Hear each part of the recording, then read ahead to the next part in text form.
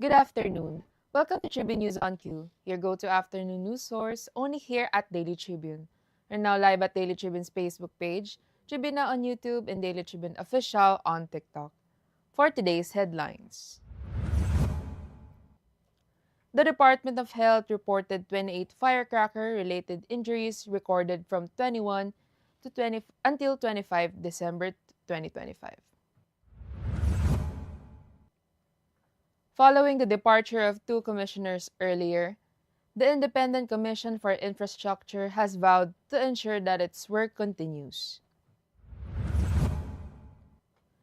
Senate President Ping Lacson on Friday told Malacanang not to prematurely dismiss allegations in the flood control scandal, especially those that say cabinet secretaries had backed the 2025 budget insertions.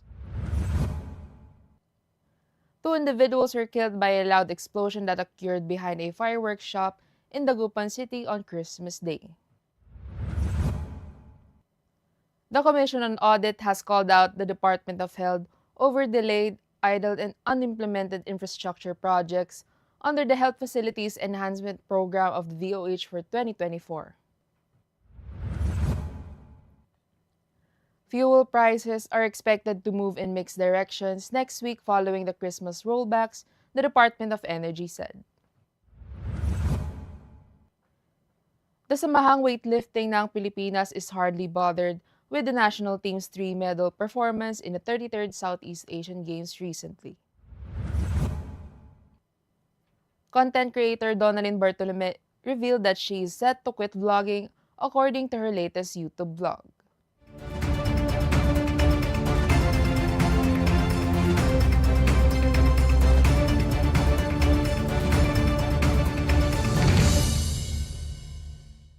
Today is the 26th of December 2025, Friday, and I'm Louisse Kalingag, bringing you today's top stories. Let's get started.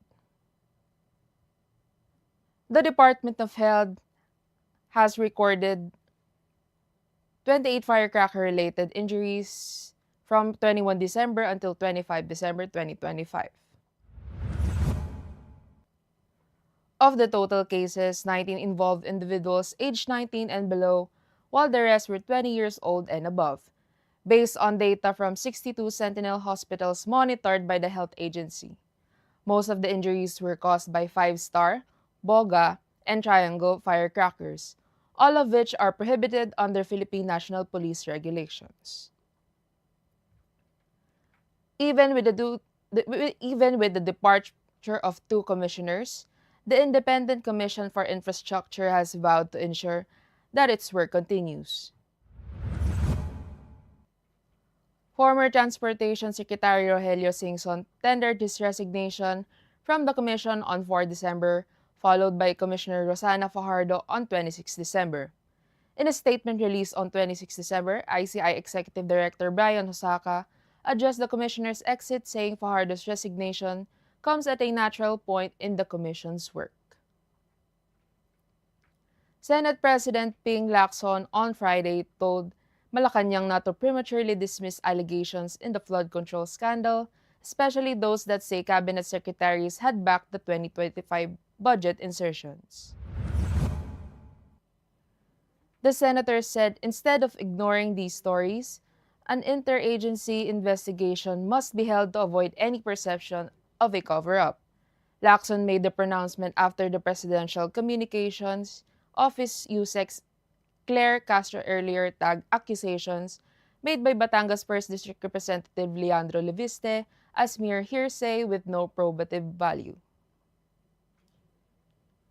Two individuals were killed by a loud explosion that occurred behind a fireworks shop in Dagupan City on Christmas Day.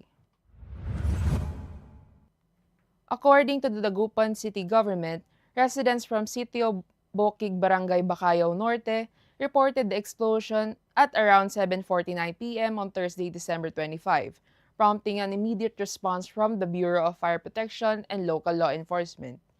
Initial reports showed that 2 people were killed, while 2 others were injured and rushed to a hospital.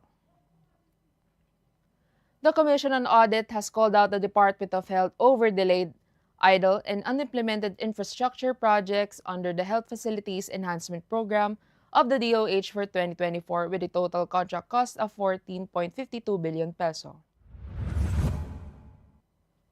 Deficiencies in the planning, coordination, procurement, and implementation processes of the HFEP for calendar year 2024 resulted in the delayed, idle, or unimplemented infrastructure projects, thereby undermining the program's core objective of expanding equitable access to quality healthcare services nationwide. The COA's 2024 annual audit report on the DOH read. The audit breakdown showed that total of 11.539 billion peso in HFEP projects were delayed and were not completed within the contract time. And for our business news, fuel prices are expected to move in the mixed directions next week following Christmas rollbacks, the Department of Energy said.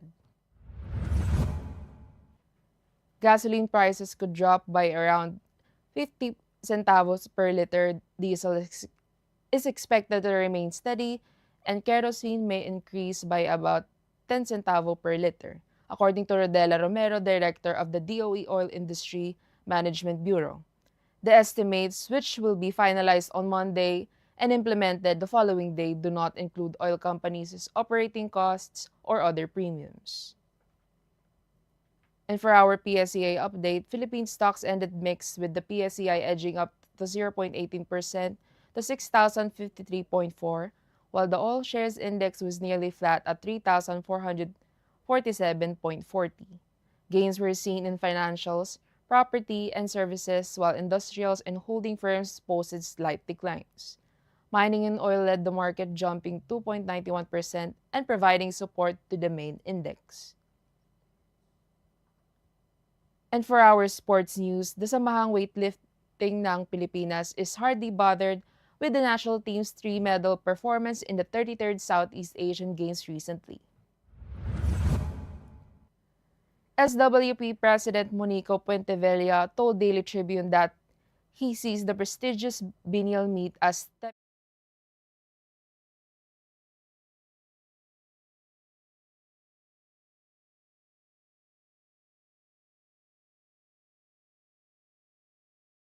she ruled the women's 63-kilogram category. And for our entertainment news, content creator Donalyn Bartolome revealed that she is set to quit vlogging. In her latest YouTube vlog, Donalyn said she will release her last 10 vlogs before saying goodbye to vlogging. In the video, Donalyn gifted people who greeted her on her birthday with camera, phones, and others. Zainab Harake, Jelay Andres, Paul Salas, Chicana, Small Laude, Alodia Gosengfiao, Baninay Bautista, and Donalyn's boyfriend J.M. de Guzman received a gift from her.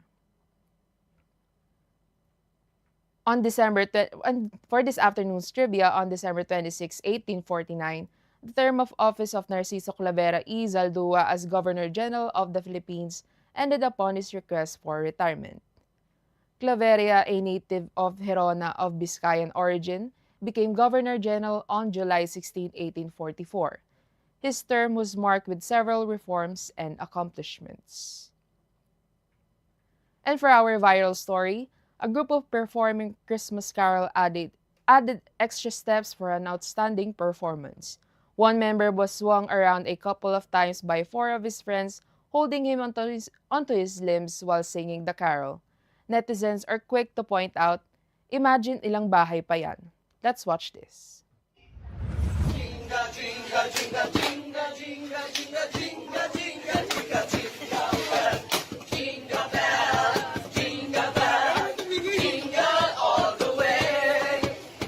All is fine and it's alright. That's all for now. Join us again at 4:30 p.m. still here on Daily Tribune's Facebook page, Tribune on YouTube, and Daily Tribune Official on TikTok. Once again, I'm Louisse Kalingag, and this has been Tribune News on Q. Merry Christmas, Katribu!